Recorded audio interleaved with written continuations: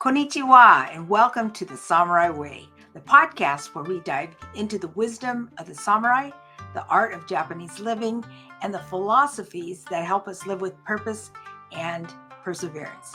I'm Lori Sagawa, and whether you're here to explore Bushido, uncover the meaning of Ikigai, or just looking for a little extra gambaru, never give up spirit in your daily life, you're in the right place. So grab a cup of tea, get comfortable, and let's walk this path together. Are you ready? Let's begin. Konnichiwa, minasan. Hello, everyone. Thank you so much for joining us on the Samurai Way podcast. And it would really help us if you would like, share, and subscribe so that we can share this message of hope and transformation and about the Samurai Way to a world that really is looking for answers.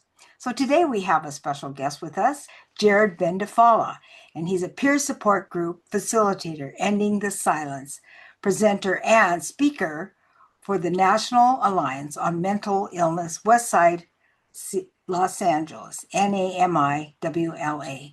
And he has led over 600 support groups for NAMI WLA since the fall of 2020 and has spoken to middle schoolers and high schoolers in several dozen classrooms in West Los Angeles about mental health and suicide prevention. Jared's a professional speaker and a podcaster and has given presentations and workshops on his 5 building block of recovery for NAMI, WLA, and other mental health organizations. He created his podcast, The 5 Building Blocks of Recovery, to educate and inspire people in recovery from mental health conditions and their families. So please help me welcome Jared Bendifallah. Hello, it's great to be here. Thank you for having me. Well, great, Jared. Thank you for being here with us tonight. I know you have quite a presentation to give us and a lot of great information, not often talked about, but having lived through what you're going to be talking about, I think people will really resonate with your presentation. So with that in mind, we're going to talk today about the idea of Ikigai and Kaizen in relationship to your program. So let's talk about the 5 building blocks. You can just choose a couple of them and talk about Ikigai and then Kaizen. Would that be okay, Jared?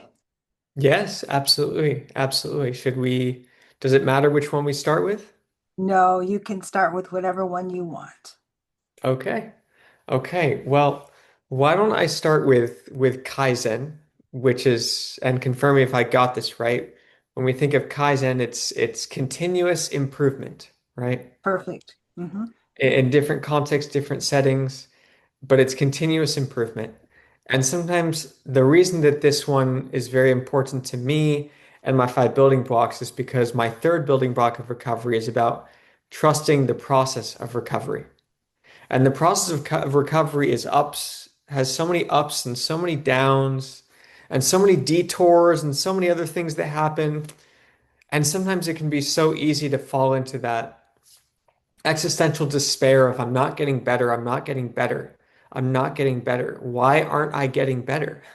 I'm trying, I'm doing my best. What is going on? And as somebody who loves Japanese culture and the language, when I came across the idea of Kaizen, which was this continuous improvement, it really resonated with me because it was almost like a permission slip to go, you know what? I may not go from 0 to 100 today, but if I just focus on getting a little bit better every day, if I focus on becoming a little bit more resilient along my recovery journey every day, if I focus on becoming a little bit stronger along my recovery journey every day, if I focus on that, on Kaizen, on continuous improvement, I'm going to look back a month later, 6 months later, a year later, and let's be honest, in the recovery world, progress is not measured in minutes, hours, days, weeks, or even months. Progress is often measured in years. So by embracing Kaizen, the idea of continuous improvement, it gives me that motivation to trust the process of recovery and to trust that I am making continuous improvements over time. So that's kind of how I relate to Kaizen. Well, that's beautiful because, anybody in any type of recovery or learning any skill or anything like that, it is just little by little. Like a baby doesn't learn how to run the first time they learn how to crawl. They learn how to crawl and then they make progress from there. So that's the same with us as teenagers, junior high people, young adults as well as adults, that it doesn't come like the microwave. It's not instant. It's just a little by little, step by step. So that was very good. Thank you for pointing that Sure. out. And also, you also wanted to talk about Ikigai and Yes. your building blocks. Yes. So again, when I came across Ikigai, I was really attracted to the idea of what brings fulfillment because now in my experience, I've developed these five building blocks, especially the first four, as sort of foundations for recovery.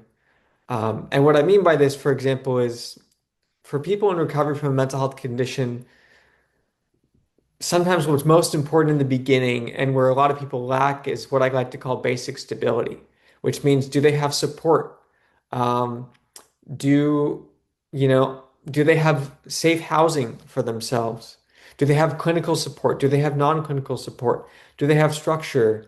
Uh, if they choose to go the route of psychiatric medication, have they been able to stabilize with the help of that medication or just stabilize overall? But as I lived my life over the last 10 years being in recovery, and I saw what worked for me and worked for others with NAMI West LA, I felt like there was also a next step, which is once you're Mhm. stable, and then once you're stable, you have a support system, you're in a good living situation. If medication is the choice you make for yourself, then you have that set up. You know how to practice self-care, you have community, but then there's something that comes out of that is extremely important, and that's where I bring Ikigai into the picture because I relate Ikigai to my fifth building block of recovery, which is expanded self-awareness, but then also following your dreams, following your intuition. And my understanding of Ikigai is what brings you fulfillment. And I think fulfillment is sometimes a missing piece in the mental health recovery journey. It's not just about stabilizing symptoms, it's about living life and finding what Mhm. brings you that sense of fulfillment. And just by having a sense of fulfillment, having a direction, having a purpose, that is going to be so beneficial to, I believe, everybody's mental health recovery journey. And so that is kind of where Ikigai comes into the picture, related to building block number five, which is about what actually brings me fulfillment, what gets me up every day, what am I excited about doing? Well, Jared, it almost sounds like you found your Ikigai I in would doing say this I work. would say that I have. I absolutely love the work that I do with NAMI. I've led between 600 and 700 support groups for NAMI West LA. It feels like it's a calming. It is a job that I was intuitively guided to do. And then now I really enjoy podcasting and I really enjoy public speaking and all of those things give me fulfillment and they give me sense of meaning in my life and a sense of why. Why do I push through the hard days in recovery? Because I have this ikigai, I have this sense of fulfillment. So yeah, I do definitely feel very fortunate that in some senses, I think I've found my ikigai. Well, may I ask you a question?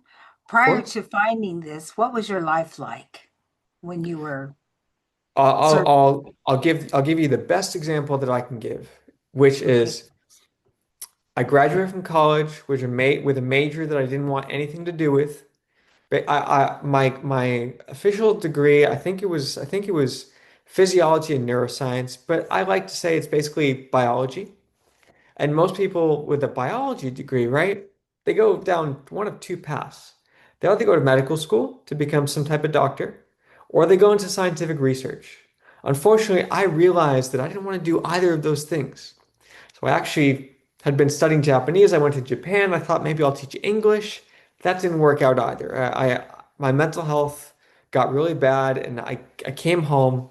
And the reason I bring this up is because I was completely lacking any sense of ikigai after college. I came home. I moved back to my childhood home. I wasn't working. I didn't have any purpose. I didn't really have anything that was bringing me fulfillment. I didn't have an Ikigai. And I look back and I really believe that the lack of direction, the lack of purpose, the lack of an Ikigai, you could say, is what led to my mental health crisis. It is literally what led to my mental health crisis where I became extremely suicidal and extremely depressed because I wasn't doing anything with my life. And I look Mm. back and I think if I had had some type of purpose, some type of Ikigai, maybe I wouldn't have had the mental health crisis that I had before. So the 3 years after college with no direction and no structure in my life and no Ikigai, I believe led to my mental health crisis. So I hope that answers the question. Oh, it sure does. I think it's fascinating how we go on this path, and you can go one of two ways or three ways, and it seems like somehow you intuitively know. I think if people listen to their inner self, that they know which path they resonate with. Like you didn't like the neuroscience and research and that type of thing. You kind of knew intuitively that wasn't for you, and so you started searching, and that's good that you. Because some people would just go down that path. Well, it's a good decent salary. I'll just stay here for another 30, 40 years and just be hate every minute of it. And that's no way to exist, right? I'm too stubborn. Well, let's say tenacious. Tenacious. Okay. Yeah, you're tenacious. And that's good. That's good that you can continue to search and try to find it. And it's amazing how you did find it. If you looked at your life, 15 years ago or before that, would you think, oh, well, I'm going to go down this road. Most people go this way and that way, and they try all different kinds of things. Some people are very fortunate, like my husband, who knew from a very young age he wanted to be an engineer, and that's what he did. And he ended up retiring an engineer. So some people know from the beginning, and then other people take, even now, more so now, people are taking different courses because there's so many choices out there. And, nobody wants to go down a rabbit hole and get stuck into something that they're not meant for. You could be taking somebody else's job, right?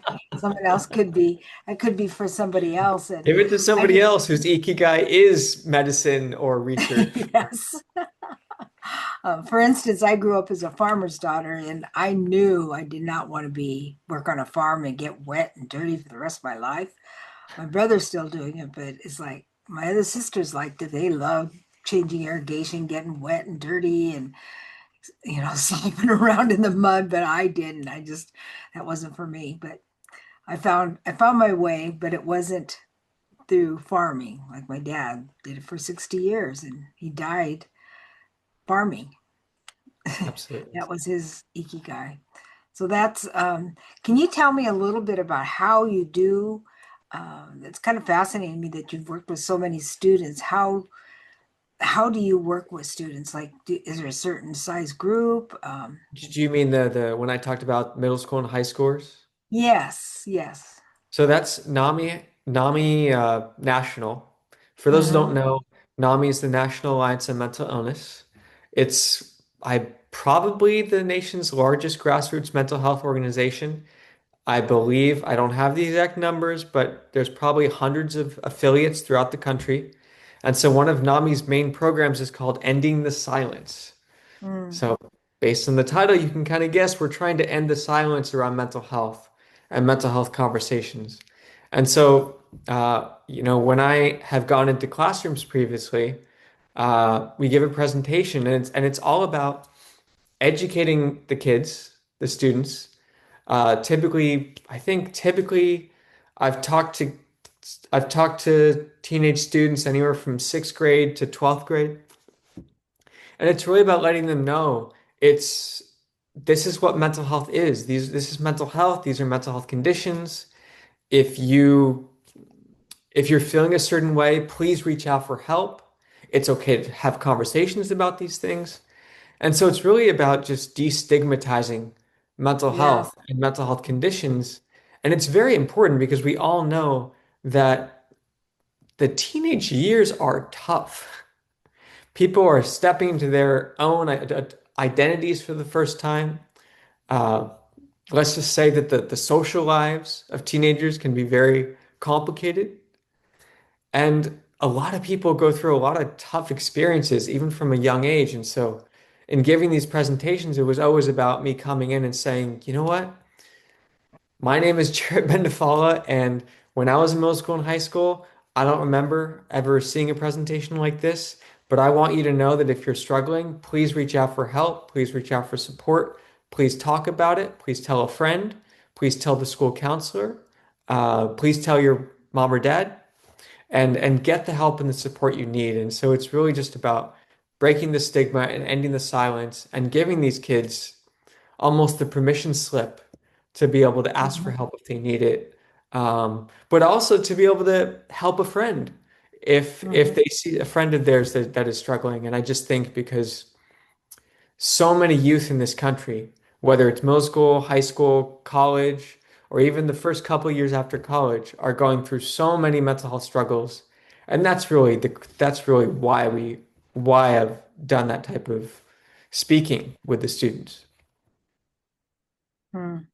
That must be very, very fulfilling to know that, you had that impact on a student's life when maybe nobody else could. If they couldn't talk to their parents, didn't talk to friends or whatever, but they need somebody who will listen to them and get them the help that they need. Someone wrote Yeah, that. absolutely. Because people can suffer in silence just as I did Uh-huh. when I was in middle school and high school. Just didn't know. I didn't even have the concept of mental health. I didn't understand that I was actually going through mental health struggles. Those two words, mental health, those were not two words in my vocabulary when I was 13, 14, 16, 18, 20 years Uh-huh. old. And so I ended up suffering in silence myself and coping with a lot. And I wish, looking back, that I had gone to the school counselor or I had said, hey, I feel really anxious, or hey, I'm really struggling right now. I need some help. But I didn't because I didn't have the vocabulary, I didn't have the concept of what I was going through. And so that's why it kind of hits home for me is because I suffered myself. I suffered in silence for many Uh-huh. years myself. You sure did, but not anymore. Not anymore. One of the reasons why I do what I do is I love to hopefully share my story and inspire people, but also give them tangible action steps and things to think about through my 5 building blocks of recovery and building resilience and all of these things because I just, you know, deep in my heart, I want everybody with a mental health condition to have the potential to enjoy the same success and happiness in life Uh-huh. as everybody else. Yes. Yep. And it's the stigma around mental health is starting to, that those walls that they put up are going down because it is a problem that we're facing in our country, and you don't have to be ashamed of it. Like just like at one time was a stigma to go to a doctor. Well, doctors can help you. So can mental health the professionals. They can help you. Good ones can. They're not all good, but you can find good ones and people that care. That's what I think is That's the most important. important part Mhm. is people who are empathetic and they care and there's no judgment and they're there for people. Mhm. That's beautiful. Sounds like you're one of them. Um, Jared, is there anything else Do my that best. we're almost getting towards the end? Is there anything else you want to share with the audience about maybe your big dreams and what you plan to do? Well, yeah, I mean, I started the 5 building blocks of recovery podcast in, I believe it was the summer of 2024. And the goal is to educate people with mental health conditions, but also their families, Uh-huh. to educate and inspire people and to give people useful content that they can take away for their mental Hmm. health recovery journeys. And it's just been a beautiful process. And I've had some wonderful guests so far. And my goal is to just create a platform to share relevant information with people in recovery and to inspire them that recovery is possible and there is hope and they can get better. And I love professional public speaking as well. And I'm, my dreams are to actually be a professional public speaker and to travel and to give talks and inspire people and talk about resilience and talk about the five building blocks. And because I feel like there's a need out there for a framework for mental health recovery. People need to know that they're strong and that they can get through this and that they can learn how to be resilient and to not give up on themselves no matter what. And I know we're not talking about it. We may not be talking about it tonight, but Gambadu is work. Don't give up. Don't give up. You got this. Don't give up. And that's a huge part of recovery too. So a lot of what I do is to create a safe space for people as a support group facilitator, but also to educate and inspire people and give people new ideas and give them hope. Hope is the most important thing that we can ever have. To give people hope, to give people in recovery hope that recovery from one or more mental health conditions is possible and you can live a fulfilling life and you can find your Ikigai. Well, that's some great words that you've shared with us tonight, Jared. And we'll put in the comments how to get in touch with you and about your services and your website and all that. So you don't have to do that now, but and now we'll do that for you. And this will be broadcasted probably in a week or so. So we'll let you know. Wonderful, wonderful. I want to thank you so much for sharing of your resource and your time and your knowledge and your education and your just your passion for helping people is infectious. Thank you so much. So with that, we'll call it a wrap. And thank you so much, Perfect. audience, for listening and subscribing. And please share with your friends because the Samurai podcast covers so many different topics, but they all have to do with the samurai way of walking life. So thank you so much and goodbye for now. And that's a wrap for today's episode, The Samurai Way. I hope you found a little inspiration, a new perspective, or just something to reflect upon as you go about your day. Now remember, the samurai spirit isn't just about history. It's about how you show up, face challenges, and live with purpose. Whether it's Ikigai guiding your path or a little extra Gambaru pushing you forward, keep walking strong. So if you enjoyed this episode, be sure to subscribe, share, or leave a review. It really helps. And if you've got some thoughts, questions, or you just want to connect, just contact me. So until next time, stay focused, stay determined, and keep living with purpose. Mata ne.